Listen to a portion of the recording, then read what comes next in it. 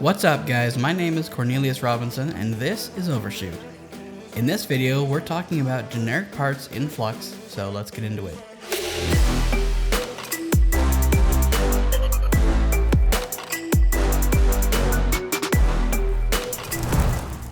Before we get into the generic parts, I just want to give an update on the phone dock project that I've been working on. I've been making progress on routing the traces, but I don't think I'll continue the project unless it's something that you guys want to see. So leave a comment if you want to see the final product, otherwise I'll just scrap it. Okay, moving on to generic components. Personally, I love using these because I can quickly build a circuit without finding specific parts first. Instead, I can focus on the design and choose the part number later. To illustrate this, I'm building an incredibly simple bandpass filter. In theory, it works by allowing certain frequencies to pass through it while blocking everything else. In practice though, our frequency response will look more like this. Anyway, let's jump back into Flux. Here I have my filter and I just need to set the values. The simulator will also respond to the new values when you change them.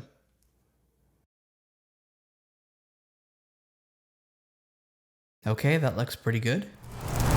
Let's go to the PCB Editor.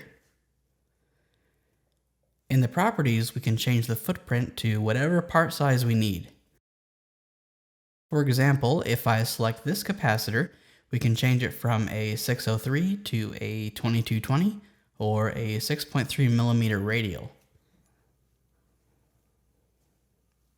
I can also change this inductor and resistor to whatever size I need. This makes the design process incredibly flexible.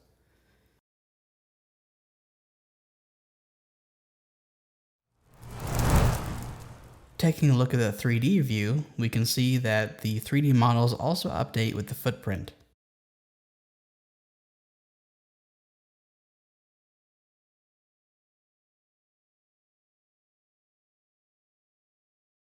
So now that we have a design, we can easily assign them to real-world parts by placing the part number in the properties. When that happens, we can see prices and stock in real time, making the ordering process easy as well. Of course, we can also fill out the manufacturer name, datasheet, and much more.